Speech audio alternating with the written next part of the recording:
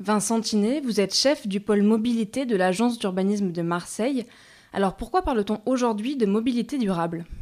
Et effectivement, la mobilité, c'est une grosse partie aussi, une part importante des émissions de gaz à effet de serre. Et donc, effectivement, il est important de faire en sorte qu'on continue de se déplacer parce qu'on a besoin d'aller travailler, parce qu'on a envie d'aller voir sa mamie, son conjoint, quoi, des choses comme ça, hein. Mais on peut et on doit le faire en minimisant l'impact sur l'environnement. On a plein de pistes pour faire ça. Et donc, l'idée, c'est effectivement de diminuer le plus possible et de manière régulière l'impact sur l'environnement et essentiellement l'impact sur les émissions de gaz à effet de serre. On continue de se déplacer sur des plus grandes distances. Les gens habitent de plus en plus loin de leur lieu de travail, etc. Donc oui, on continue à avoir des évolutions qui vont pas dans la même direction, mais on a des lueurs d'espoir, on a des signaux qui nous font penser qu'il y a quand même des évolutions significatives.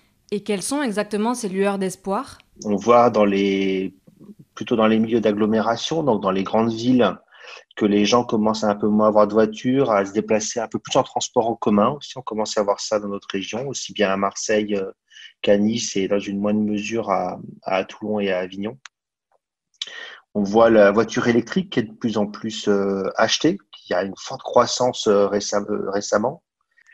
Ce qui est en tout cas assez clair, c'est qu'il y a deux tendances très différentes. Les choses qui se passent dans les milieux urbains, le vélo, le transport en commun, le fait de moins avoir de voitures, que les gens aient moins de voitures, et ce qui se passe dans les milieux ruraux, ou ce qu'on appelle périurbains, où on est plutôt sur la voiture électrique, le covoiturage, des choses comme ça.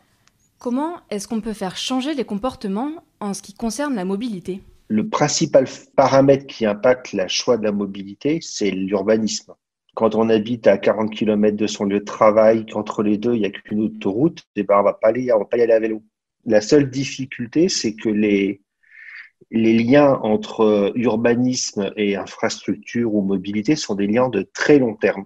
Ça bouge très, très, très lentement parce que c'est des choses très physiques qui sont très compliquées à changer.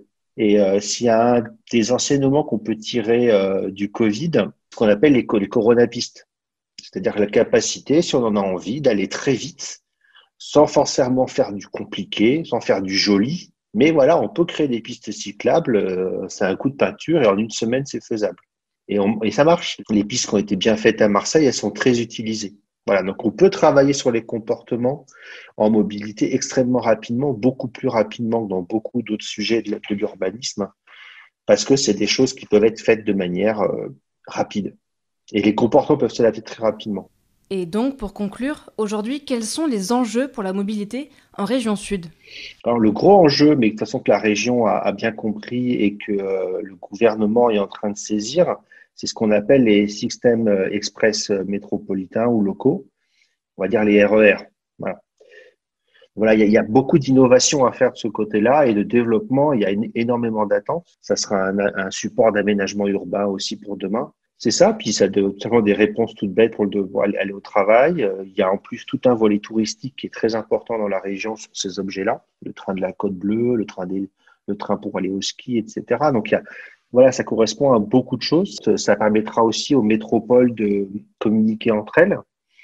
Donc voilà, c'est vraiment le grand sujet des 10 à 15 ans à venir